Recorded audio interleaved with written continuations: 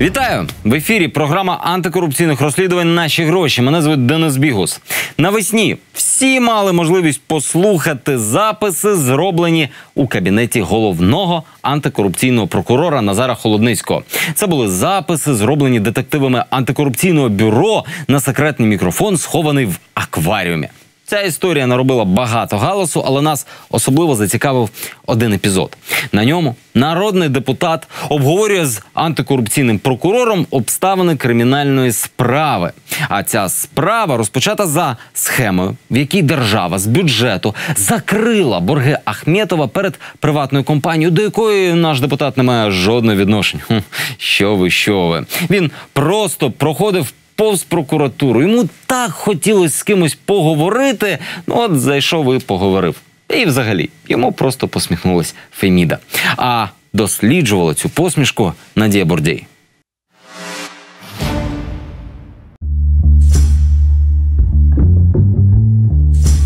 Я хочу понять, что мы дальше делаем. Мы попи***ли, это хорошо, но... Депутат Народного фронту Георгій Логвинський в кабінеті керівника антикорупційної прокуратури Назара Холодницького. Розпитує прокурора про закриття якоїсь справи.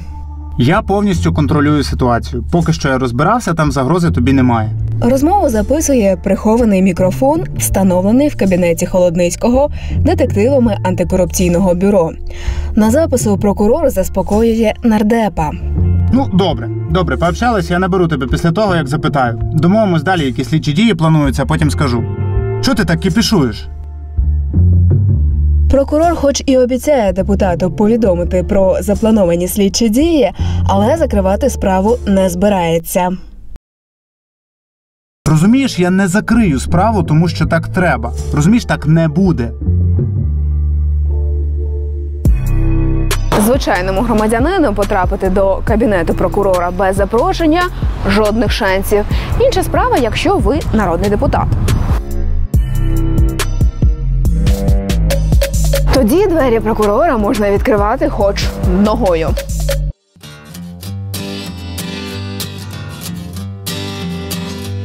Позавчора я віддав 4 години свого життя і свого часу для того, щоб відповісти на питання по висмоктаній вами справи. Ляшко із однопартійцями увірвався до кабінету Холодницького після того, як прокуратура відкрила кримінальне провадження щодо його незаконного збагачення. Нардепу не сподобалась перевірка його статків. Ви 20 хвилин можете присвятити мені. Якщо ви не присвятите мені 20 хвилин, я вам присвячу все своє життя. І тут би виставити радикала за двері, але... Народний депутат має право безперешкодного доступу до будь-якого прокурора, кабінету прокурора, отак говорити. І прокурор зобов'язаний невідкладно його прийняти. Саме цим правом скористався і Логвинський. Наполягає антикорупційна прокуратура. Тож в кабінет до Холодницького нардепи можуть ходити хоч чередою, навіть Ляшко. Але от тональності цих зустрічей суттєво відрізняються. Я хочу понять, что мы дальше делаем. Мы попи***ли, это хорошо, но... Я повністю контролюю ситуацію. Поки що я розбирався, там загрози тобі немає. Поговорили там, наприклад, як ви кажете, з Логвинським про закриття справи. Якщо далі послідувало, які мої дії були далі? Чи я сказав закрити справу? Справу не закрили. Після публікації аудіозаписів детективи НАБУ обшукали квартиру, в якій мешкає брат Логвинського Ігор. Обшукали саме у тій справі, яку депутат і прокурор обговорювали на записі. У справі золотого мандарину. Ви бачили зараз в записі мова, яка йде про золотий мандарин? У нас дійсно йшла розмова про експертизи, які торкались декілька кримінальних проваджень. Про золотий мандарин говорили? Ще у нас вела. Ви скоро все почуєте офіційно. Ну ви можете зараз я не хочу вам здавати ту інформацію, яка буде потім дуже важливою. За 1,5 місяці нардеп так і не розповів, про що говорив у кабінеті антикорупційного прокурора. Але наполягає, до золотого мандарину він не має відношення. Немає справ золотого мандарину, де я фігурую. Я не беру жодної справи, я не підозрюю, не обвинувачений в даних справах. Так, чиста правда. Пан народний депутат не є підозрюваним, тому що підозрюваний – це офіційний статус у кримінальному провадженні. І в цьому кримінальному провадженні. Цей статус ще взагалі поки що ніхто не отримав. Але в ньому, в провадженні, вже фігурують брат депутата, помічниця депутата, ну і сам пан Логвинський, як бачимо, цікавиться питанням. До речі, давайте тепер вже детально розберемо, а в чому ж питання. Компанія «Золотий мандарин» 10 років тому займалась пальним. Тоді ж як бізнес і померла. Але як актив залишалась цікавою. Тому що 55 мільйонів гривень за пальне цій фірмі заборгувало «Київенерго». У провадженні НАБУ фірма опинилась через те, що 2016-го «Мандарин» повернув собі дуже старий борг. Але не з коштів «Київенерго», а з бюджету. «Мандарин» уклав мирову угоду з Мін'юстом. На ній отримав рішення Європейського суду з прав людини. За рішенням отримав бюджетні кошти. Оці обставини нині розслідує НАБУ.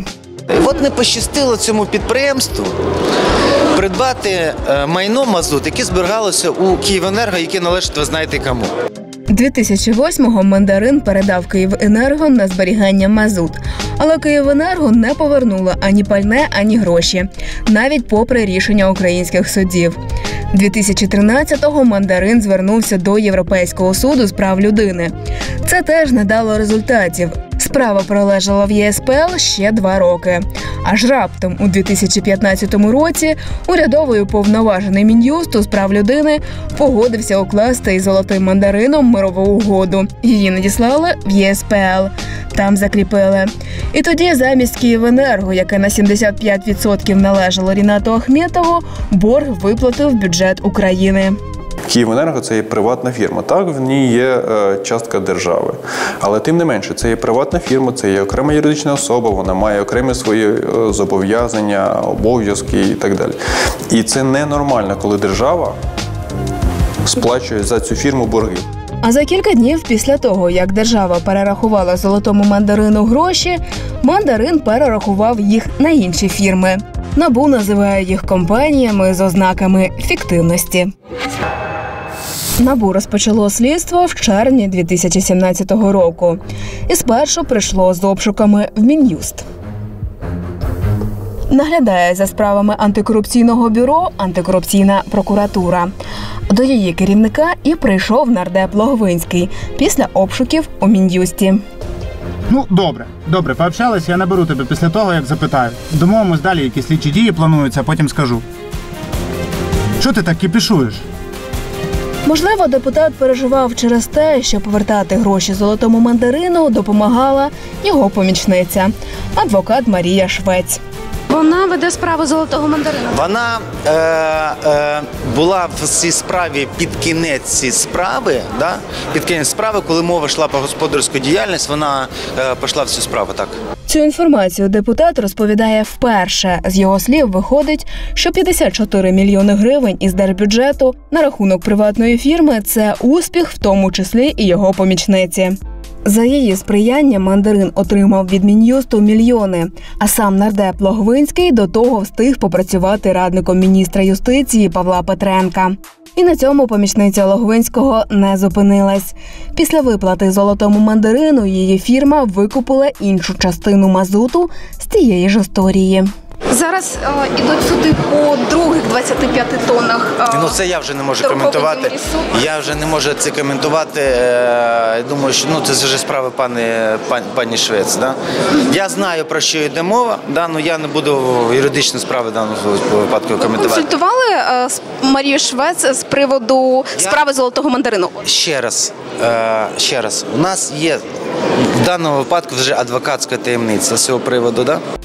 Під адвокатською таємницею нардеп приховує бажання помічниці отримати ще 55 мільйонів гривень боргу за мазут.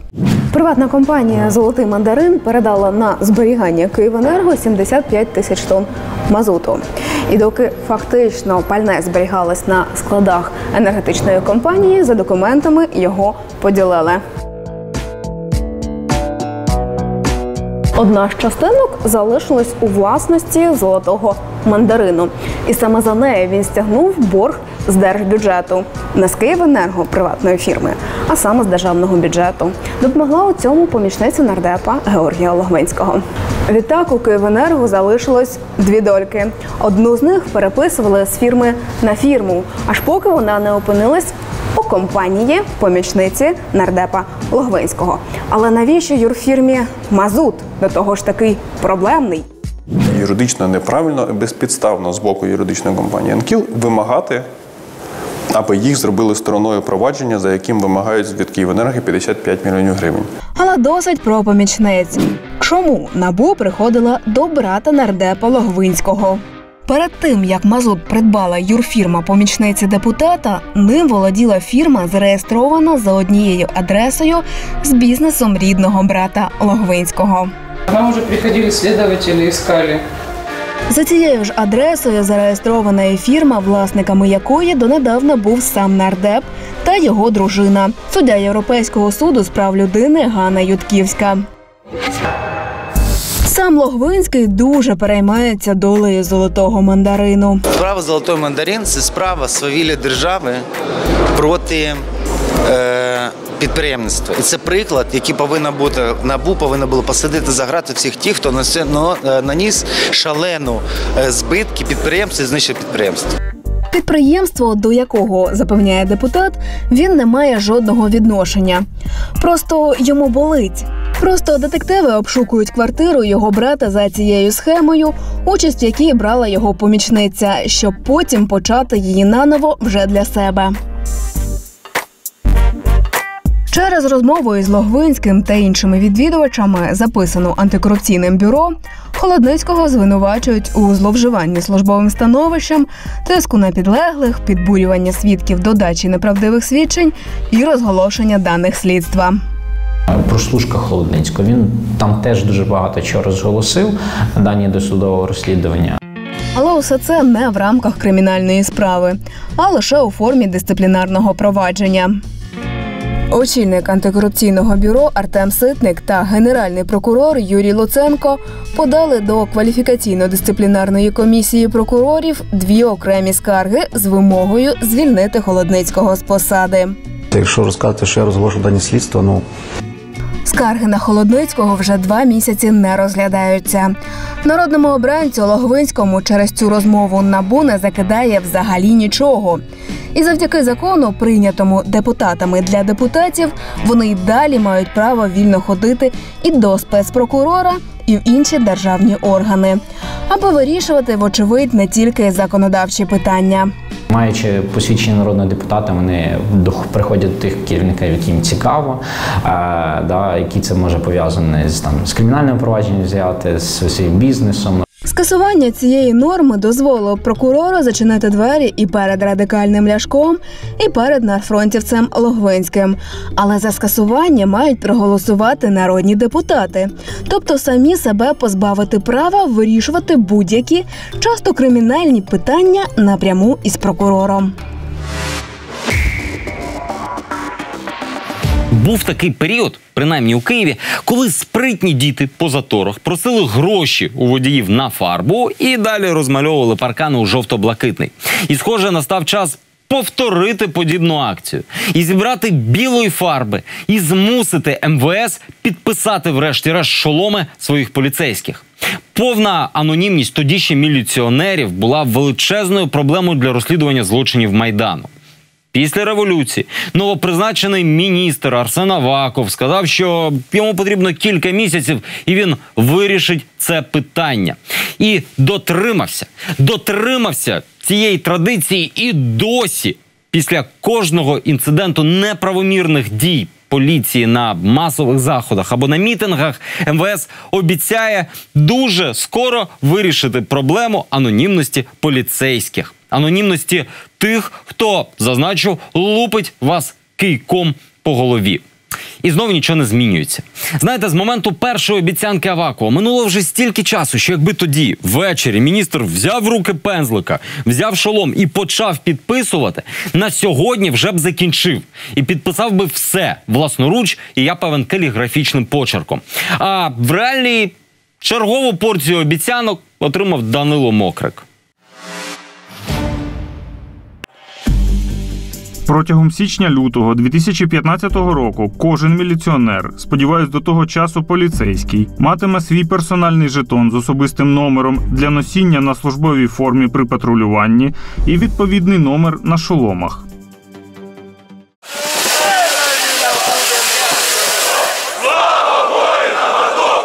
Місто Дніпро, 9 травня 2018 року. Спільний марш фанатів футбольних клубів «Динамо Київ» та «Шахтар Донецьк» закінчується масовими сутичками із поліцією. Індивідуальні номери на шоломах поліції особливого призначення або приховані, або їх немає взагалі. У той же вечір інтернет облітає фотографія побитої у Дніпрі дівчини, вірніше її спини. Ми єдині журналісти, з якими вона погоджується зустрітися, з умовою не показувати обличчя. Я стою до них обличчям, я ніяк їх не провокувала, щоб мене якось затримувати, бити. Вони просто хапають мене за плечі, розвертають, через що я падаю. Падаю я на трамвайній колії, каміння. І, виходить, через мене вже біжуть через спину ногами, у мене роздерта повністю спина. Потім мене піднімає хтось вже з поліції, каже, дівчинка, йди сюдова. Мене просто кидають назад, і я знову падаю. Якби поліцейські у Дніпрі виконували закон і не приховували свої номери, їх можна було б ідентифікувати. Але я нічого не бачу, ні номерів на шоломах, ні на грудях якісь певні жетони. Я розгледіти не могла. Попередньо, то, що візуально ми бачимо, що в неї так звана асфальтна хвороба, десь проїхалася спиною по асфальту. Того ж дня, коли відбулися сутички у Дніпрі, ми вирушаємо до Київського парку Слави. З нагоди 9 травня там сотні поліцейських. Ми вирішили перевірити, що в них з номерами на шоломах. На багатьох вони і справді є, але далеко не на всіх. У вас є номери на касках? Здравствуйте, звичайно є. А чого ви їх ховаєте? Чому ховаємо? Вони закриті. Побачите, вас немає. А чому? Чому немає? Так. Немає, бо такі видали каски.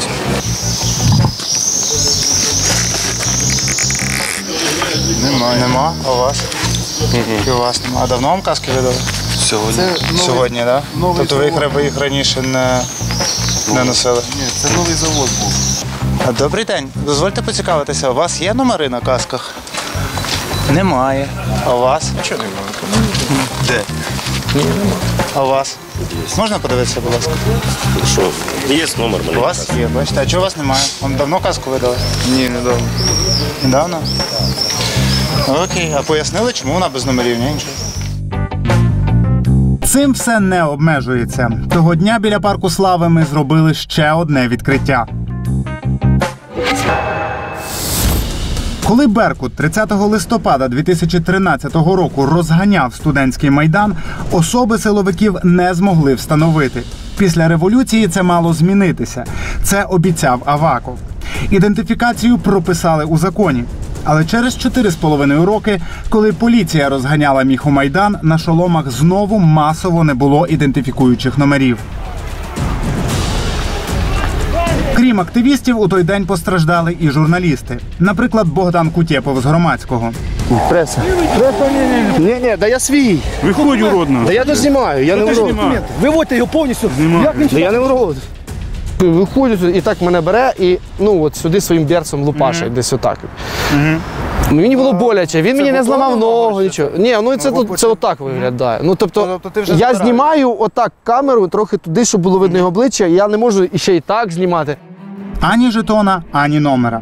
Така сама історія з поліцейськими, які виштовхали журналіста видання «Інсайдер». Яким чином я доведу, що це саме ця людина на мене напала? А жодним. Тому що у людини, крім щиту з написом «Поліція», немає взагалі нічого. Можливо, там ще шеврон з написом «Поліція», але жодної ознаки, за якою потім можна сказати, саме оця людина з таким номерним знаком вчинила цей злочин. Тобто, по суті, це може бути хто завгодно? Це може бути хто завгодно. Я купив собі шолом. Абсолютно. Зараз ми знаємо, що в воєнторгу можна купити все, що завгодно. Цю натівську спеціальну форму, яку до нас привезли. Тобто, будь-яка людина може, я можу йти по вулиці, до мене підійдуть 5 таких хлопаків, у формі з написом поліції. Ну, навіть я нещодавно в серіалі якомусь бачив, така сама форма. І купили десь в воєнторгу чи ще десь, просто підійдуть і скажуть, ось ми там поліцейські. Я спитаю, а як ви доведете? Вони, а ти знаєш, да, щось ти дуже багато розмовляєш, і все. В МВС тоді пояснили, просто не на всі шоломи встигли нанести номери. Але обіцяли, що нанесуть. Минуло 2 місяці, і ось ми гуляємо біля Парку Слави. Операція друга. Звірка номерів шоломів, якщо вони є, з номерами жетонів. А чому у вас шолом без номера? Спросите мого старшого, добре? А хто у вас старший? Герой? Так. У вас з номером, так? Да? А можна, будь ласка, звірити з номером жетона? Ну, не совпадає, мабуть. Не совпадає, а чого? Вам видають невідповідності до номеру жетона? Ці питання не до нас, будь ласка. До Ярового. Окей. У вас співпадає номер жетона з номером? Те ж саме. Прошу? Те ж саме. Те ж саме. Добрий день. Скажіть, будь ласка, а у вас з номерами шолом? Можна подивитися, будь ласка? З номерами. А можна з жетоном звірити, будь ласка? З яким жетоном? З вашим? Ні. Не можна? Не можна подивитися ваш жетон? Можна. Прошу? Можна подивитися жетон? Ну, а можна. Я просто хочу звірити номери, чи вони відповідні. Ну, бачите, номер не той. Не той. Ще в кінці 2014 року міністр внутрішніх справ Арсен Аваков обіцяв, у всіх поліцейських будуть жетони з номерами і шоломи з цими ж номерами. Через 9 місяців народився закон про національну поліцію. І там вже написано трохи інше. Поліцейським підрозділу спеціального призначення номер нагрудного знака додатково зазначається на однострої, тобто на формі, і на шоломі. Тобто на шоломах спецпризначенців має дублюватися номер жетона. Про шоломи решти поліцейських закон просто мовчить. Є тільки загальне положення. Поліцейському заборонено знімати з однострою чи приховувати нагрудний знак, а також будь-яким іншим чином перешкоджати прочитанню інформації на ньому. Виходить, якщо у поліцейського не видно жетона, то це пряме порушення закону. Якщо на шоломі при цьому теж немає номера жетону, то як його взагалі ідентифікувати? Як варіант, за інвентарним номером шолома. Тоді щоразу має бути відомість. Такий-то поліцейський отримав шолом з таким-то номером. Ми попросили Нацполіцію надати нам копії таких відомостей за 9 травня.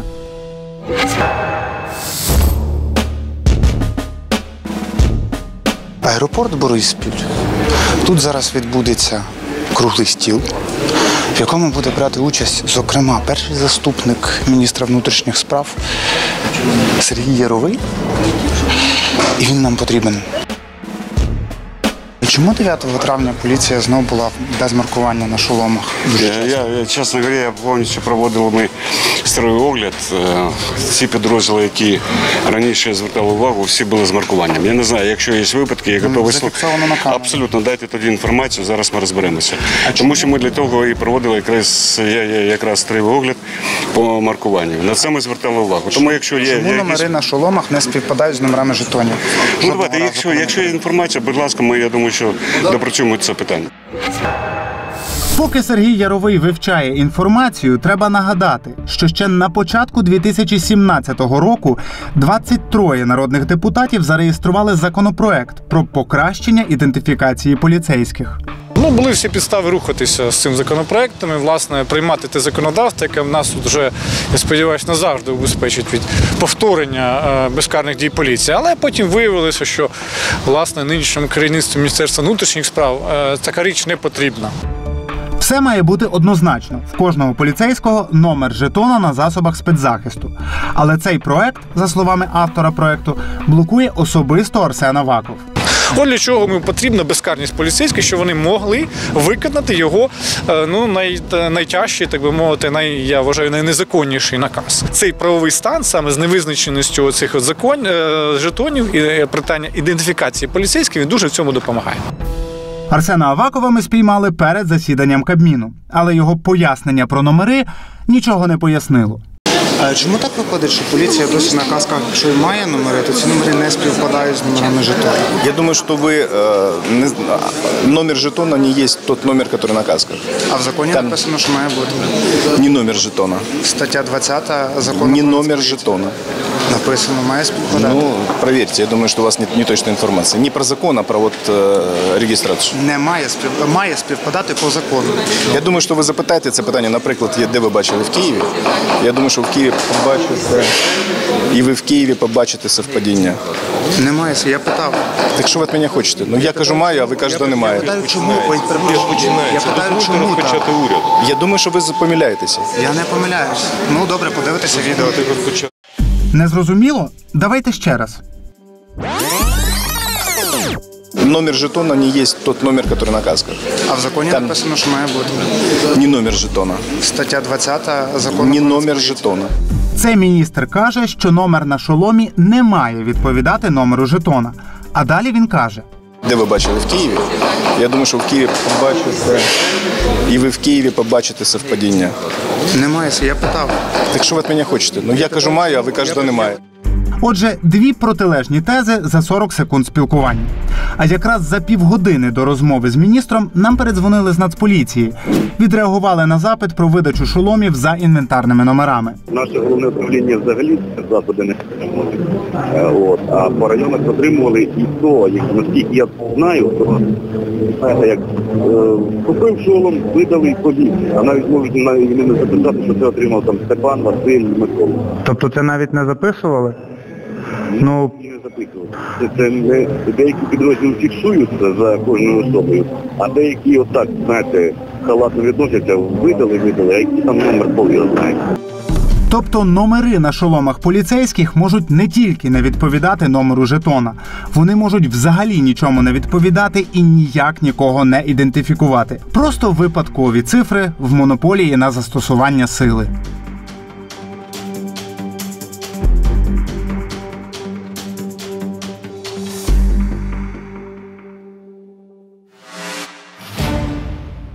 А на сьогодні все. Нагадаю, усі випуски нашої програми є на нашому YouTube-каналі. Передивляйтесь. В будь-який момент можна почитати цікавеньке і написати комент в соцмережах. Ми є в Фейсбуці і в Твіттері. А якщо у вас є якась цікава і важлива тема, напишіть нам краще на електронну пошту. В телеефірі побачимось вже за тиждень. З вами був Денис Бігус і програма «Наші гроші». До зустрічі.